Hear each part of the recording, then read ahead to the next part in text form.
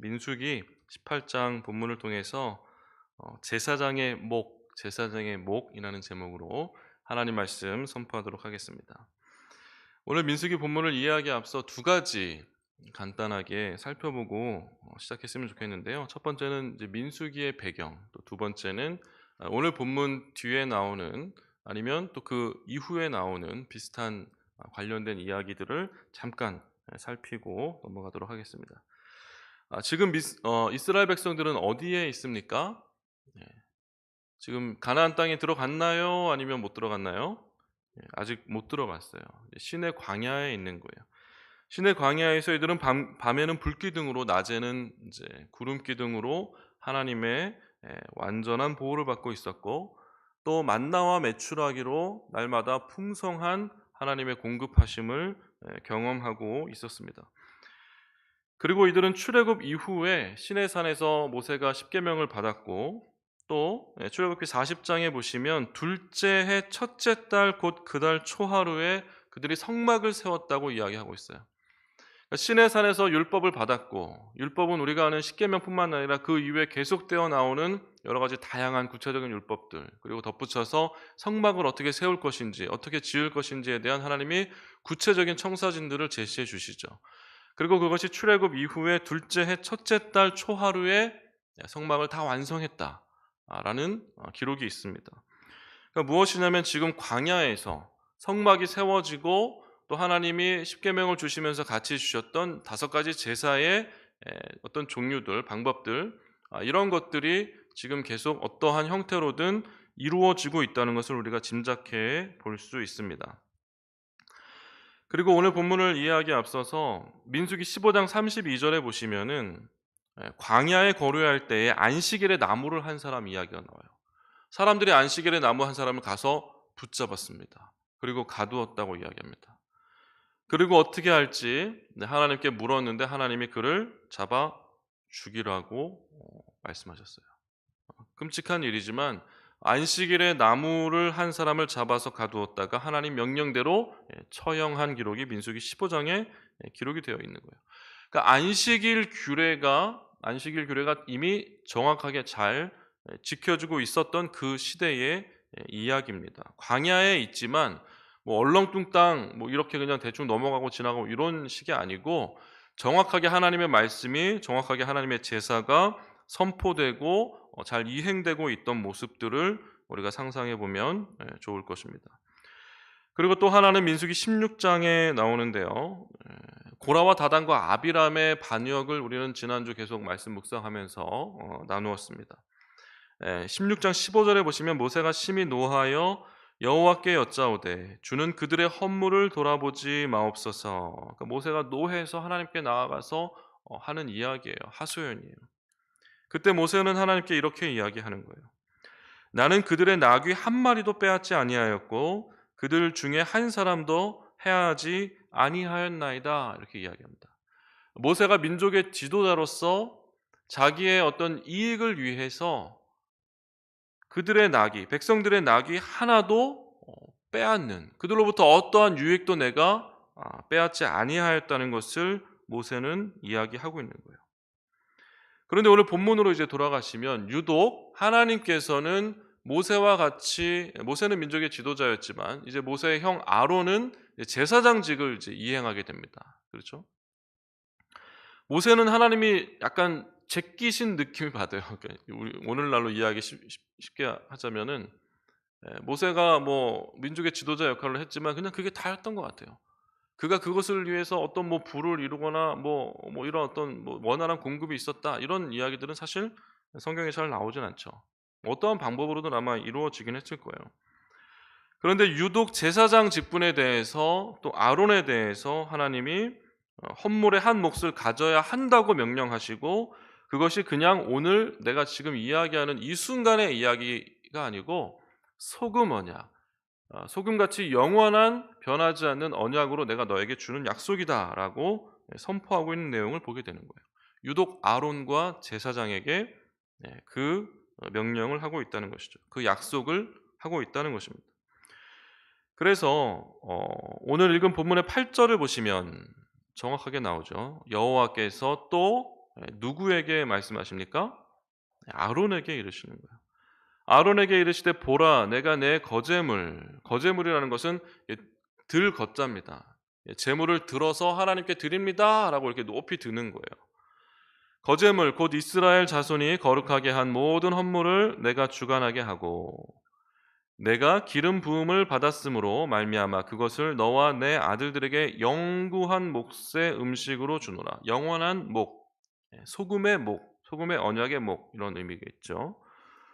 또 한 장 넘기셔서 뒷부분으로 가셔서 19절을 보시면 이스라엘 자손이 여호와께 거제로 드리는 모든 성물은 내가 영구한 몫의 음식으로 너와 내 자녀에게 주노니 이는 여호와 앞에 너와 내 후손에게 영원한 소금 언약이니라 이렇게 말씀하고 있는 것입니다. 또 우리가 여기서 생각해 볼 것은 신명기 25장 4절이에요. 이제 창출, 내, 민수기 그리고 신명기. 신명기는 좀 후반부에 모세오경 중에서도 가장 끝부분에 기록된 책으로 우리가 이해할 수가 있는데 신명기 25장 4절에는 곡식 떠는 소에게 망을 씌우지 말라라는 기록이 있습니다.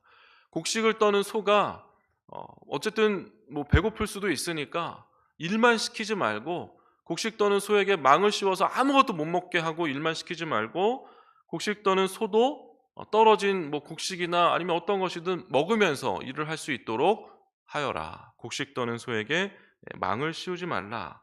이런 구절도 유대 랍비들은 오늘 본문하고 그대로 일맥상통하는 이야기로 그대로 해석하고 이해하고 있었습니다. 뒷부분에 좀 자세히 설명드리겠지만 관련된 구절로 우리가 살펴볼 수 있다는 것입니다. 그러면 이러한 사상이 왜 굳이 제사장 직분을 맡은 아론과 제사장들에게 하나님이 이런 소금 언약으로 영원한 언약으로 그들의 몫을 한정지어 주셨는지 규정하여 주셨는지 이런 부분들에 대해서 우리가 좀 생각을 해볼 필요가 있습니다. 예수님은 어떠셨을까요? 예수님도 마찬가지예요. 예수님도 마태복음 10장 10절에 보시면은 이렇게 이야기하시죠. 너희는 전대에 금이나 은이나 동을 가지지 말고, 그렇죠? 여행을 위하여 배낭이나 두벌옷이나 신이나 지팡이를 가지지 말라. 이는 일꾼이 자기의 먹을 것을 받는 것이 마땅함이라 이렇게 이야기하는 거예요. 복음을 전하는 일꾼이 먹을 것을 받는 것이 마땅하니까 복음을 전하는 일꾼으로 나아갈 때는 주머니에 뭐 이것저것 가지려고 하지 말고 옷도 2벌 이상 갖지 말고 먹을 것을 챙기지도 말고 그냥 나가라는 것이죠. 복음을 전하는 일꾼에게 음식을 주고 또 그가 음식을 얻어먹는 것이 마땅하다고 이야기를 하고 있습니다. 또 사도 바울은 어떻게 이야기할까요? 사도 바울은 디모데전서 5장에도 구체적으로 이야기하고 있고 또 고린도전서 9장에도 잘 이야기하고 있습니다. 시간 관계상 고린도전서의 것만 살펴보면 이렇습니다. 고린도 교회는 하나님을 잘 모르는 자들이 이미 많이 있는 비유대적인 문화권에 있는 그런 도시였잖아요. 그곳에서 이 사도 바울이 복음을 전파할 때 여러 가지 사도권에 대한 어떤 도전과 어떤 문제 제기가 있었을 것이에요.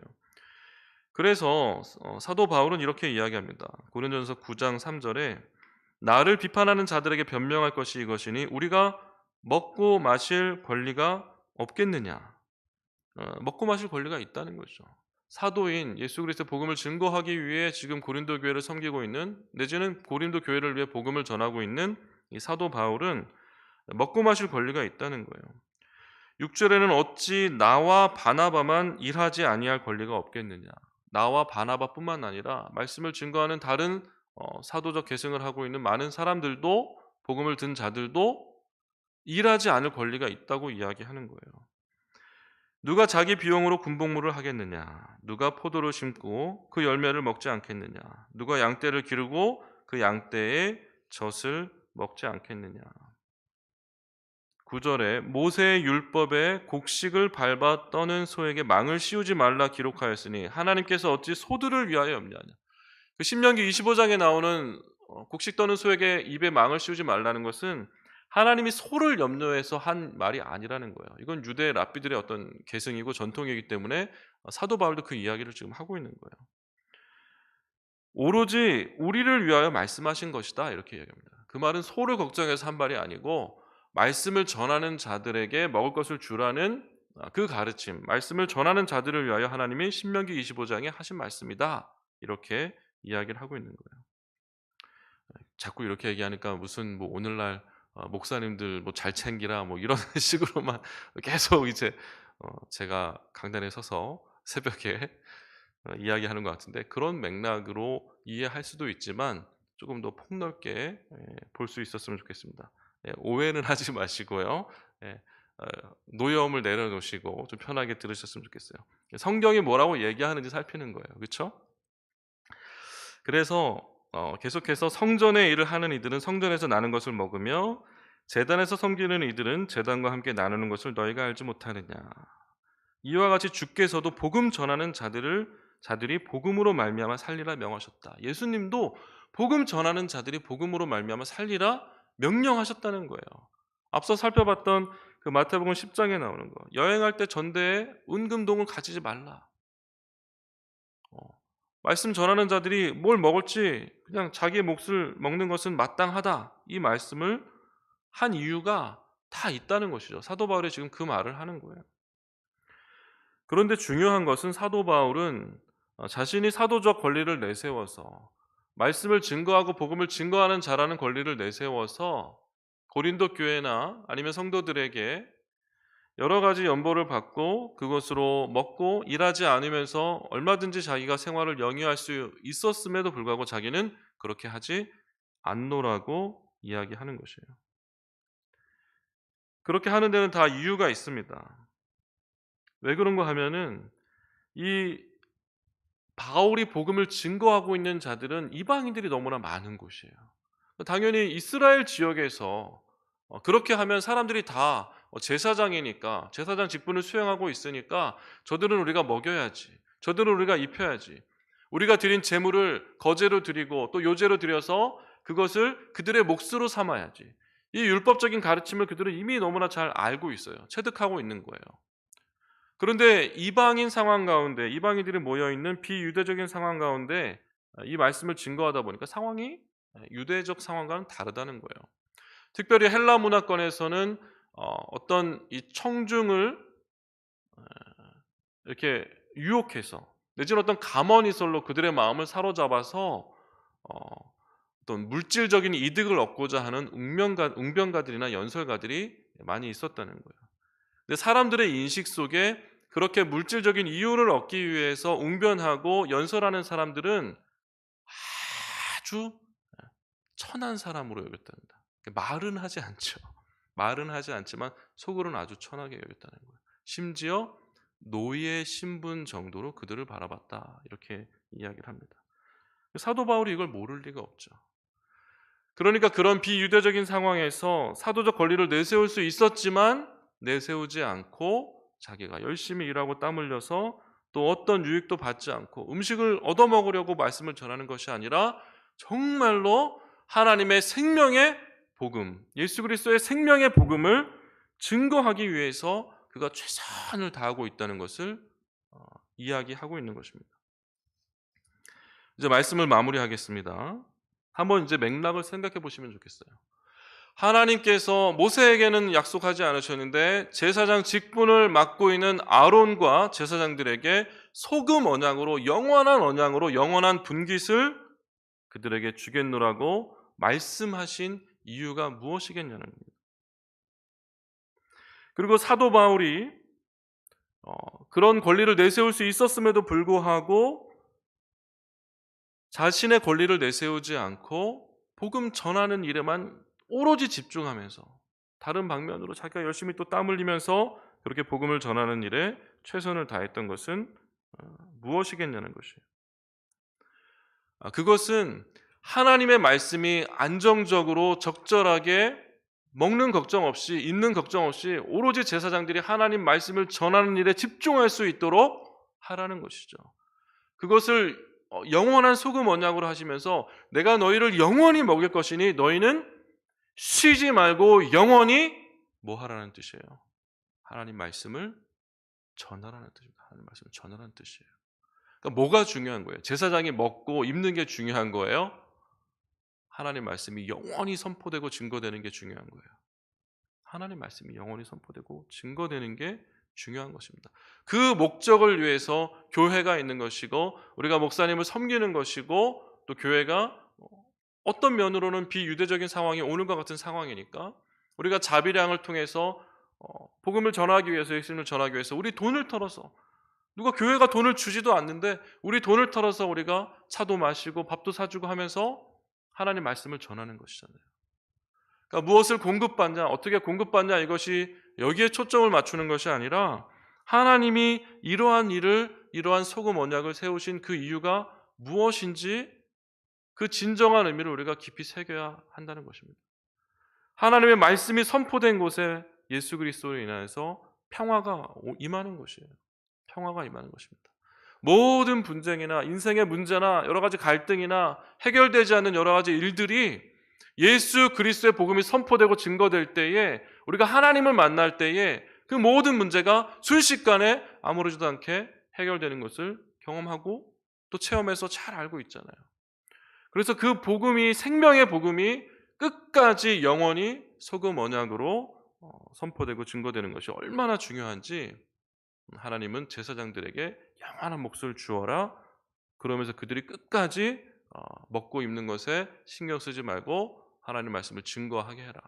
오늘날 우리도 제사장 직분을 감당한 그런 사람들이잖아요. 오늘 본문 마지막에는 그래서 이렇게 이야기합니다. 여호와께서 또 아론에게 이르시되 너는 이 이스라엘 자손의 땅에 기업도 없겠고 그들 중에 아무 분깃도 없을 것이나 내가 이스라엘 자손 중에 내 분깃이요 내 기업이라.